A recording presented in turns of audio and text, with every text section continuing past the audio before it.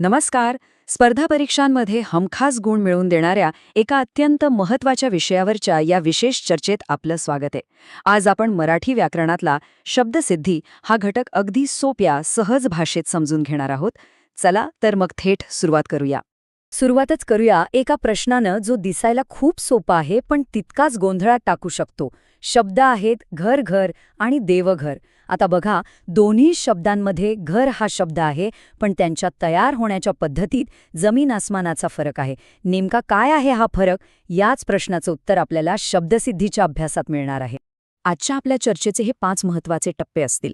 सगळ्यात आधी शब्दसिद्धी म्हणजे नेमकं काय, हे शब्दांचं आर्किटेक्चर कसं असतं ते पाहू. त्यानंतर भाषेचा मूळ पाया असलेले सिद्ध शब्द आणि मग त्या पायावर तयार होणारे साधित शब्द समजून घेऊ. पुढे आपण अभ्यस्त शब्दांच्या एका वेगळ्याच दुनियेत शिरू आणि सगळ्यात शेवटी परीक्षेमध्ये हमखास उपयोगी पडतील अशा काही मास्टर ट्रिक्स बघणार आहोत. चला तर मग आपल्या पहिल्या भागाकडे वळूया. शब्दसिद्धी म्हणजे शब्दांचं आर्किटेक्चर, त्यांची रचना. म्हणजे बघा, भाषेतला कोणताही शब्द कसा जन्माला येतो, त्याचं मूळ काय आहे, तो कसा घडवला जातो, हे सगळं समजून घेणं म्हणजेच शब्दसिद्धीचा अभ्यास करणं. तर मग याची पुस्तकी व्याख्या काय सांगते? शब्दसिद्धी म्हणजे शब्द कसा बनला, तो भाषेत कसा सिद्ध झाला, याचा अभ्यास. मराठी भाषेतल्या प्रत्येक शब्दाची ना एक स्वतःची जन्मकथा असते आणि तीच कथा आपण इथे उलगडून पाहणार आहोत. आता ह्या चित्राकडे बघा. शब्दसिद्धीचा सगळा खेळ खरं तर इथेच आहे. मराठीतले सगळे शब्द मुख्यत्वे ह्या 2 गटांमध्येच विभागले जातात. डावीकडे आहेत सिद्ध शब्द. हे भाषेच्या इमारतीचे मूळ ब्लॉक्स आहेत, विटांसारखे, जसे जा, ये, कर. आपण यांना अजून तोडू शकत नाही. आणि उजवीकडे ह्याच विटा वापरून बांधलेली इमारत आहे, म्हणजे साधित शब्द.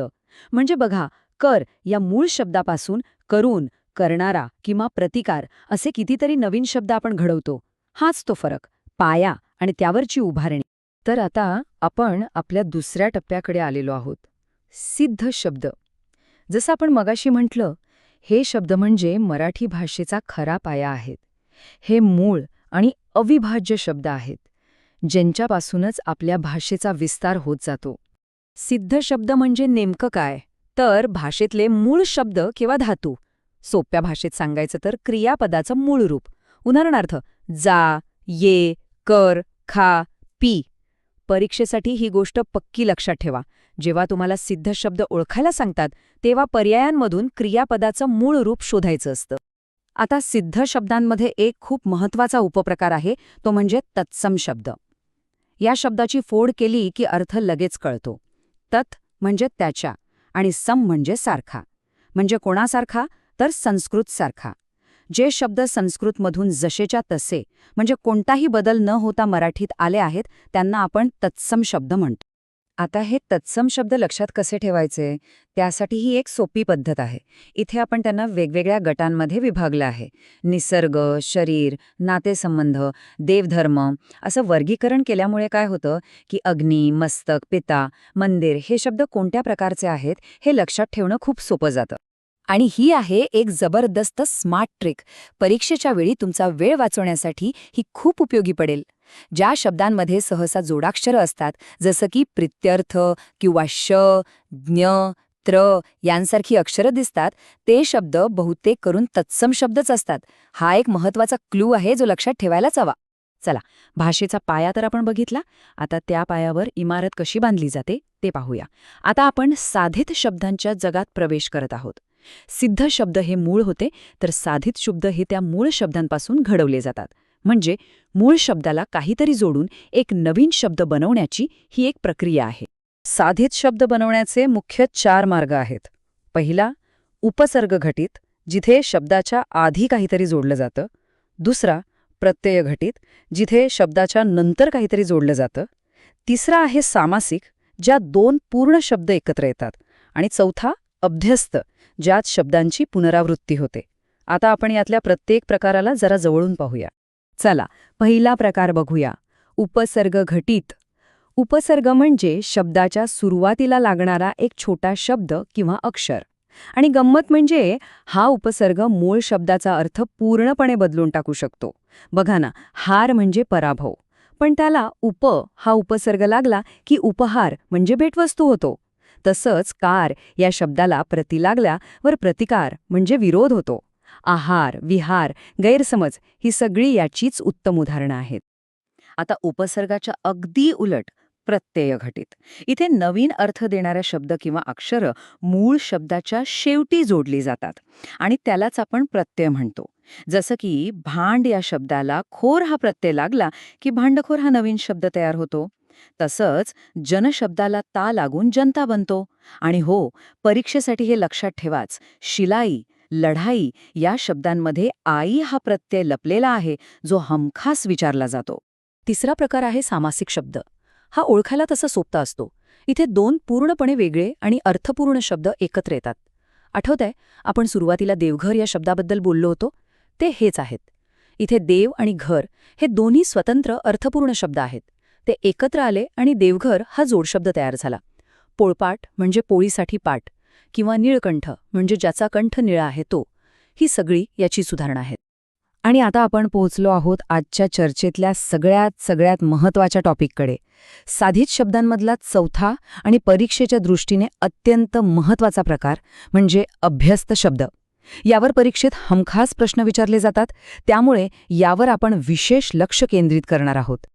अभ्यस्त शब्दांचे मुख्य 3 प्रकार आहेत. पहिला पूर्ण अभ्यस्त. यात एकच शब्द जसाच्या तसा पुन्हा येतो. उदाहरणार्थ घर. दुसरा अंशाभ्यस्त. यात मूळ शब्दाला यमक साधणारा दुसरा शब्द जोडला जातो, जसं की शेजारी पाजारी. आणि तिसरा अनुकरणवाचक. या शब्दांमधून आपल्याला एखाद्या ध्वनीचा किंवा आवाजाचा बोध होतो, जसं की गडगडाट. चला आता हे एक करून पाहू. पहिला उपप्रकार आहे पूर्णाभ्यस्त. पूर्ण आणि अभ्यस्त. नावाप्रमाणेच यात एक शब्द पूर्णपणे म्हणजे जसाच्या तसा पुन्हा येतो. हे ओळखायला सगळ्यात सोपे आहेत. हळूहळू, घर, लाल, गटागटा, तुकडे या सगळ्यांमध्ये एकच शब्द दोनदा आलेला स्पष्ट दिसतो. आता दुसरा आणि थोडासा गुंतागुंतीचा प्रकार, अंशाभ्यस्त. यात काय होतं तर मूळ शब्दाला यमक साधणारा दुसरा शब्द जोडला जातो. या दुसऱ्या शब्दाला अनेकदा स्वतःचा स्वतंत्र अर्थ नसतो. जसं की शेजारी पाजारी. यात पाजारीला अर्थ नाही. दगड मध्ये बिगड निरर्थक आहे. पण बाजारहाट आणि कागदपत्र ही उदाहरणं विशेष लक्षात ठेवा, कारण ही सामासिक शब्दांसारखी वाटू शकतात आणि इथेच गोंधळ होण्याची शक्यता जास्त असते. आणि तिसरा उपप्रकार आहे अनुकरणवाचक. या शब्दांमधून आपल्याला एखाद्या आवाजाची किंवा क्रियेची नक्कल केल्याचा बोध होतो. म्हणजे या शब्दांतच एक आवाज दडलेला असतो. जसं ढगांचा गडगडाट, विजेचा कडकडाट, लहान मुलाची बडबड किंवा मुंगीचं तुरुतुरू चालणं.